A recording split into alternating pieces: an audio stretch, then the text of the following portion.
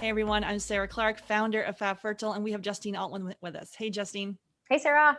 Justine is our nutrition director and a functional nutrition practitioner. Today we're talking all about male factor infertility, and we are talking about some of the themes that we see with couples that we work with. Now we do primarily focus on low AMH and high FSH, diminished ovarian reserve, and premature ovarian insufficiency. But because with infertility being 50-50, we're more and more seeing a female diagnosis as well as a male diagnosis. And that's why we coach couples to really look at both of you to make sure that you both optimize your body for a baby.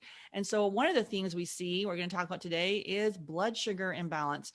We actually see this similar with women and also with men. So if we can talk about that one, Justine, so we're actually doing a blood chemistry review, looking at your blood chemistry, not to diagnose, but to educate.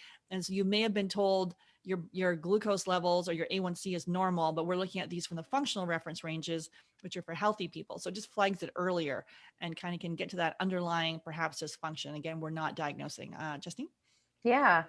So as we get older, our bodies become less and less tolerant to sugar and to carbohydrates, right? And so when we're kids, we can usually get away with quite a lot of it without really having blood sugar issues. But over time, that starts to become more and more problematic.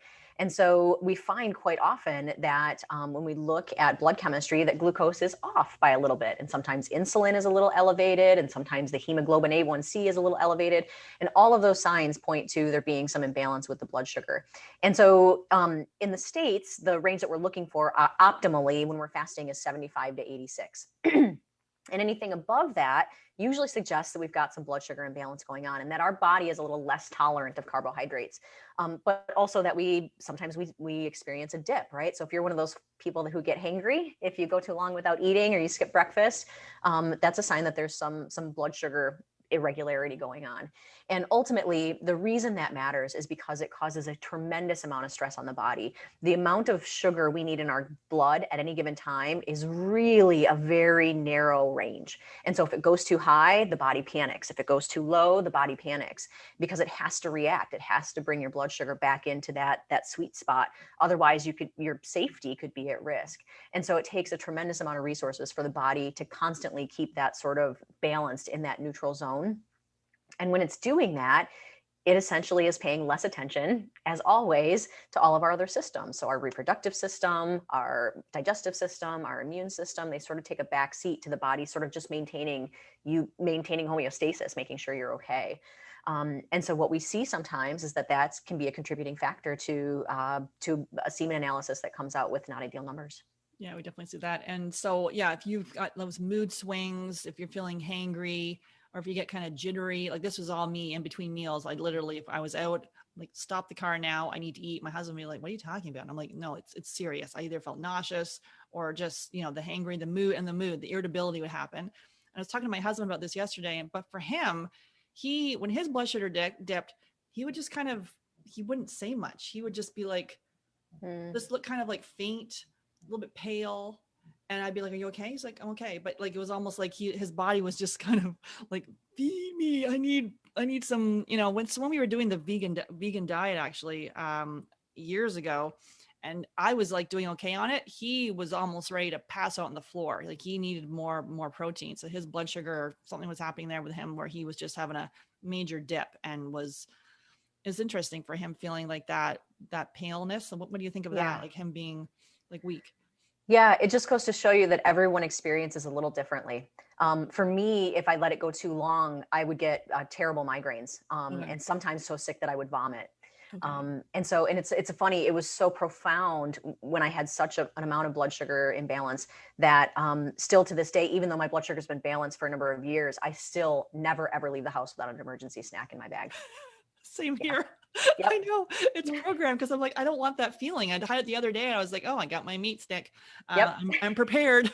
And then also a simple thing to check this is, can you talk about the glucose meter? Yeah. So you can pick up a glucose monitor just about anywhere. So here in the States, you can get them at any corner drugstore or at the grocery store even, or any of the superstores. And they're usually pretty inexpensive, 25 bucks maybe, and a container of 50 strips, another 20, 25 bucks. And basically you have the ability now to test this anytime you like. And so you can test your fasting glucose first thing in the morning. And then I really encourage people to test about an hour after they've finished a meal. So it's 60 minutes after you finished a meal, do a little poke and run a test. And we want your blood sugar to be below 120. If it's above 120, that's your sign that the food that you just ate an hour earlier either had too many carbs in it or was too big of a portion in general. And so if you do this pretty routinely, even for just a couple of weeks, you really start to clue into, as you tweak your meals, which meals really serve your body and don't throw your blood sugar out of whack, and which meals really do sort of really send you sky high. Yeah, the ultimate and personalized approach to this. And then also to Yeah. take it further, they have those continuous glucose monitors, which there's some really cool ones coming out in the market. Anything you wanted to say about those? Yeah, so I've had one colleague show me their data and a client show me their data. It's really, really cool, you guys. So if you have the opportunity to give that a try, and incredibly informative, right? Because we really, really improve the things that we measure. And so having that constant measurement is really a good bit of information about, if you had that snack and you had that cookie at bedtime or you had that candy bar, like how much did it really affect you? Yeah, you can see the sweet potato or the, whatever you're having, the rice, maybe we'll send it sky high, the sweet potato just a little bit. And, meanwhile, we don't know. And we're like, why, what's, Yeah. what's happening with our health? And so to really be at that optimal level. So again, for male factor fertility, looking at your blood sugar is key as well for female. In this case, we're talking about male, but, and if you wanted to learn more, you can book a call below and we can chat about how the fat fertile method can help you and your partner.